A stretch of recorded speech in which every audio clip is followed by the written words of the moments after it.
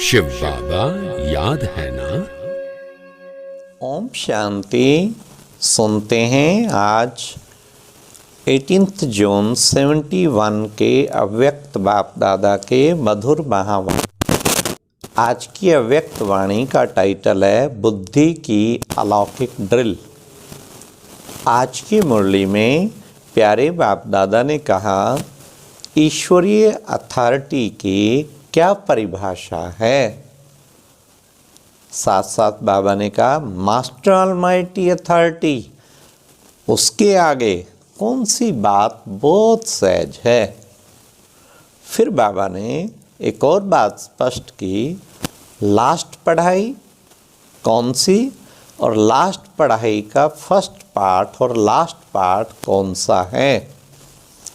तो आओ सुनते हैं 18 जून 71 के महावाक्य बुद्धि की अलौकिक ड्रिल।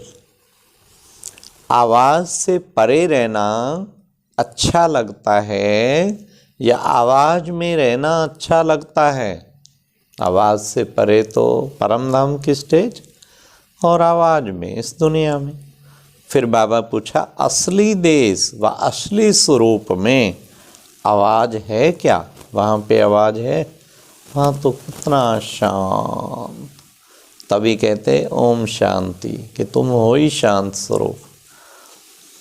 जब अपनी असली स्थिति में स्थित हो जाते हो तो आवाज़ से परे स्थिति अच्छी लगती है ना। ऐसी प्रैक्टिस हर एक कर रहे हो। जब चाहें जैसे चाहें हम वैसे ही स्वरूप में स्थित हो जाएं। जैसे योद्धे जो युद्ध के मैदान में रहते हैं, उन्हों को जब भी और जैसा ऑर्डर मिलता है वैसे करते ही जाते हैं ना।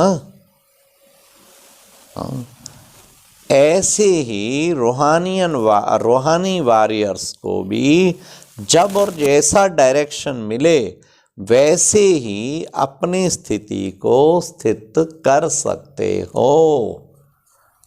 जैसे युद्धों को मिलता, युद्ध के मैदान में इधर मोर्चे पे खड़े हो जाओ, इधर हो जाओ, ऐसी स्थिति में एकदम वैसा ही सेट हो जाते। तो बाबा कहते हैं रूहानी और वॉरियर्स को भी जैसा ऑर्डर मिले, जो मिले एकदम उसी तरह अपने मन की स्थिति को स्थित कर लेना। वॉरियर्स को भी जब और जैसा डायरेक्शन मिले वैसे ही अपनी स्थिति को स्थित कर सकते हैं। क्योंकि मास्टर नॉलेजफुल भी हो तो फिर साथ साथ बाबा ने कहा मास्टर सर्वशक्तिवान भी हो। तो दोनों ही होने के कारण 1 सेकंड से भी कम समय में जैसी स्थिति में स्थित होना चाहें उस स्थिति में टिक जाएं।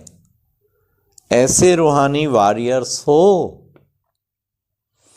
अभी कहा जाए परम धाम निवासी बन जाओ तो ऐसी प्रैक्टिस है जो कहते इस देह और देह के देश को भूल अशरीरी परम धाम निवासी बन जाओ।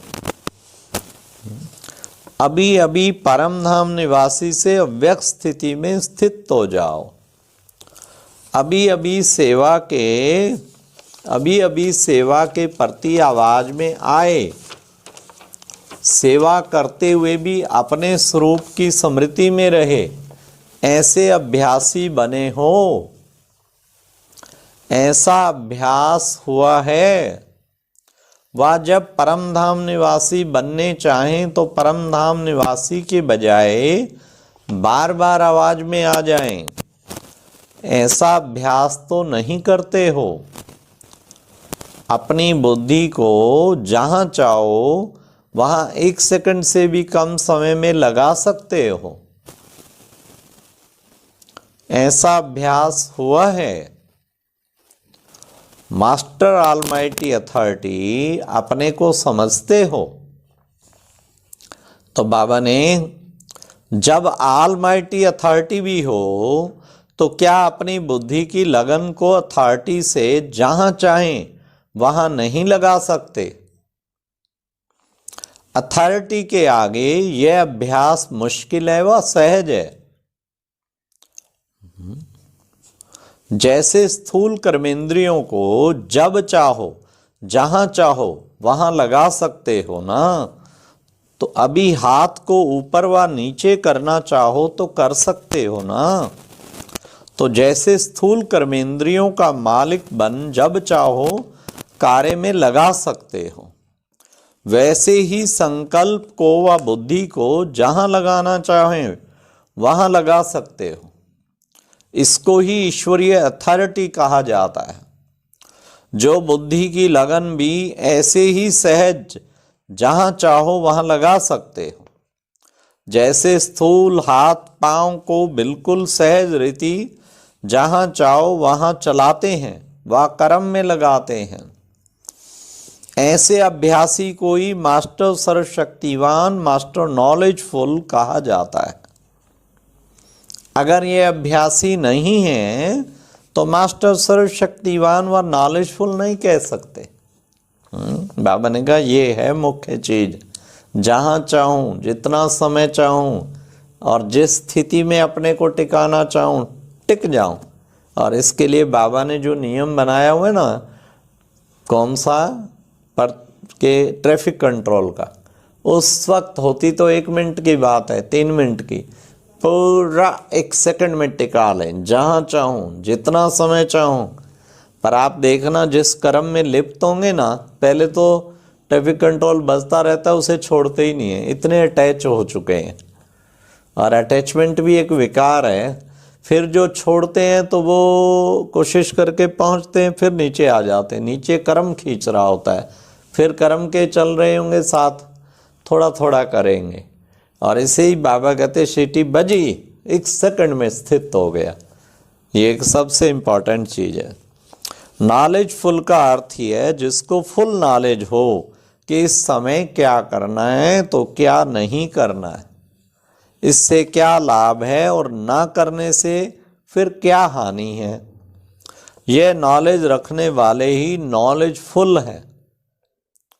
और साथ साथ मास्टर से शक्तिवान होने के कारण सर्व शक्तियों के आधार से अभ्यास सहज और निरंतर बन ही जाता है। लास्ट पढ़ाई का कौन सा पाठ है और फर्स्ट पढ़ाई का कौन सा है? फर्स्ट पार्ट और लास्ट पार्ट यही अभ्यास है। जैसे बच्चे का लौकिक जन्म होता है तो पहले पहले उनको एक शब्द याद दिलाया जाता है, बात सिखलाया जाता है ना। यहां भी अलौकिक जन्म लेते पहला शब्द क्या सीखा? क्या सीखा? बाप को याद करो। तो जन्म का पहला शब्द लौकिक का भी अलौकिक का भी वही याद रखना है। हाँ, बाप को याद करो, चलते फिरते उठते बैठते माम एकम याद करो, मन मना भाव, हाँ, मध्याजी भाव, माम नमस्कुरु, ये सारे शब्द श्रीमद् भगवत गीता में हैं। तो मन को मेरी ओर लगा, अपने आप को ड्रिल करने का अभ्यास नहीं डालते हो। यह है बुद्धि की ड्रिल। इस अभ्यास को और अधिक से अधिक बढ़ाना है। ड्रिल के अभ्यासी जो होते हैं तो पहले पहले दर्द भी बहुत महसूस होता है और मुश्किल लगता है, लेकिन जो अभ्यासी बन जाते हैं वे फिर ड्रिल करने के सिवाय रह नहीं सकते। इसलिए बाबा ने 5 स्वरूपों की ड्रिल बताई है और कम से कम 8 बार दिन में करो। चाहे ट्रैफिक कंट्रोल टाइम करो, चाहे भोजन से पहले करो। कि अनादि में दिव्य सितारा और आदि में देवता प्यारा और मध्य में भक्तों का सहारा और संगम पर बाबा का दुलारा और अंत में फरिश्ता न्यारा। तो 5 स्वरूपों की ड्रिल जो है ना, ये बहुत अच्छी। तो बाबा कहते तो यह ड्रिल करने के सिवाय फिर वो रह ही नहीं सकते हैं। तो फिर बाबा ने कहा कि बच्चे तो यह भी बुद्धि की ड्रिल कराने का अभ्यास कम होने के कारण पहले मुश्किल लगता है, फिर माथा भारी रहने का वह कोई ना कोई विघ्न सामने बन जाने का आने का अनुभव होता रहता है। तो ऐसे अभ्यासी बनना ही है, इसके सिवाय राजभाग की प्राप्ति होना मुश्किल है। जिन्हों को ये अभ्यास मुश्किल लगता है तो प्राप्ति भी मुश्किल है। इसलिए इस मुख्य अभ्यास को सहज और निरंतर बनाओ। ओम शांति। Thank you very much.